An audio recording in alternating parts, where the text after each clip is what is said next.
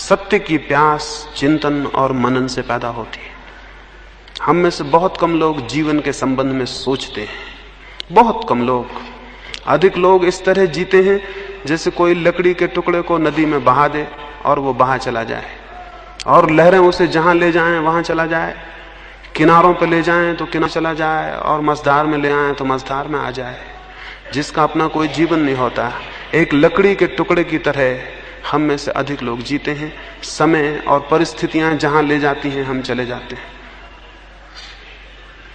जीवन पर मनन और चिंतन इस बात की सूचना बनेगा कि क्या आपको एक लकड़ी के टुकड़े की तरह होना है जो नदी में बहे, क्या आपको एक सूखे हुए पत्ते की तरह होना है जिसे हवाएं जहां ले जाएं वहां चला जाए, या आपको एक व्यक्ति बनना है, एक इंडिविजुअल, एक व्यक्ति और एक सचेतन व्यक्ति जिसकी अपनी जीवन की दिशा है, जिसने तय किया कि कहां जाना और कहां पहुंचना, और जिसने तय किया कि क्या बनना और क्या होना, जिसने अपने जीवन को अपने हाथ में लिया है और उसके निर्माण को अपने हाथ में लिया है। मनुष्य की सबसे बड़ी कृति स्वयं मनुष्य है, और मनुष्य का सबसे बड़ा सृजन स्वयं का निर्माण है।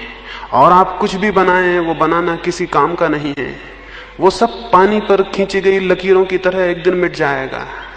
जो आप अपने भीतर निर्मित करेंगे और अपने को बनाएंगे, तो आप एक चट्टान पर, एक लोहे की चट्टान पर कुछ लिख रहे हैं जिसके कि फिर निशान कभी मिटते नहीं हैं, जो कि अमिट रूप से आपके साथ होगा। तो अपने जीवन के बाबत ये विचार करें, आप एक लकड़ी के टुकड़े तो नहीं हैं जो नदी में बह रहा है, आप दरख्त से पतझड़ में गिर गए पत्ते तो नहीं हैं जो हवाओं में उड़ रहा है। और आप विचार करेंगे तो आपको दिखाई पड़ेगा आप एक लकड़ी के टुकड़े हैं, और आपको दिखाई पड़ेगा पतझड़ में गिर गए पत्ते हैं जिसे हवाएं कहीं भी उड़ा रही हैं। अभी सड़कें उन पत्तों से भरी हुई हैं, और वे पत्ते जहां भी हवाएं आती हैं वहीं सरक जाते हैं। आपने जिंदगी में सचेतन विकास किया है या केवल हवा के धक्कों पर उड़ते रहे हैं?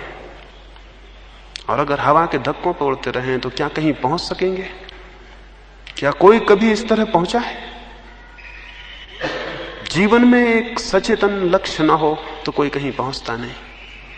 सचेतन लक्ष्य की प्यास इस बात से पैदा होगी कि आप चिंतन करें और मनन करें और विचार करें। बुद्ध के बाबत आपने सुना होगा, उन्हें जिस बात से विराग हुआ, जिस बात से वे विराग के जीवन में प्रविष्ट हुए, जिस बात से उन्हें सत्य की आकांक्षा पैदा हुई, वो कहानी बड़ी प्रचलित है, बड़ी अर्थपूर्ण है।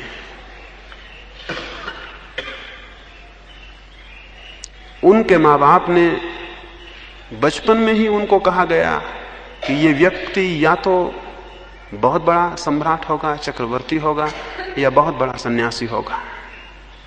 उनके पिता ने सारी व्यवस्था की, उनकी सुख सुविधा की कि उन्हें कोई दुख दिखाई ही ना पड़े जिससे कि सन्यास पैदा हो। उनके पिता ने उनके लिए मकान बनवाए, उस समय की सारे कला और कौशल सहित उन्होंने सारी व्यवस्था की, बगीचों की, हर मौसम के लिए अलग भवन बनाया, और आज्ञा दी परिचारकों को कि एक कुमलाया हुआ फूल भी गौतम को दिखाई ना पड़े, सिद्धार्थ को दिखाई ना पड़े। उसे ये इस ख्याल ना आ जाए कहीं कि फूल मुरझा जाता है, कहीं मैं तो ना मुरझा जाऊंगा। तो रात उनके बगीचे से सारे कुमलाए फूल और पत्ते अलग कर दिए जाते थे। जो दरख्त थोड़े भी कमजोर हो जाते वो उखाड़ के अलग कर दिए जाते थे। उनके आसपास युवक और युवतियां इकट्ठी थीं, कोई वृद्ध नहीं प्रवेश पाता था। कहीं सिद्धार्थ को ये विचार ना उठाए कि लोग बूढ़े हो जाते हैं, कहीं मैं तो बूढ़ा ना हो जाऊंगा। जब तक वे युवा हुए उन्हें पता नहीं था कि मृत्यु भी होती है। उन तक कोई खबर मृत्यु की नहीं पहुंचाई जाती थी। उनके गांव में लोग मरते भी हैं, इससे उन्हें बिल्कुल अपरिचित रखा गया। कहीं उन्हें ये चिंतन पैदा ना हो जाए कि लोग मरते हैं तो मैं भी तो नहीं मर जाऊंगा। मैं चिंतन का मतलब समझा रहा हूं। चिंतन का मतलब यह है कि चारों तरफ जो घटित हो रहा है उस पर विचार करिए। मृत्यु घटित हो रही है तो सोचिए कि मैं तो नहीं मर जाऊंगा। बुढ़ापा घटित हो रहा है तो सोचिए कि मैं तो बूढ़ा नहीं हो जाऊंगा। चिंतन न पैदा हो जाए बुद्ध में, इसलिए उनके पिता ने सारा उपाय किया। और मैं चाहता हूं कि आप सारा उपाय करें कि चिंतन पैदा हो जाए।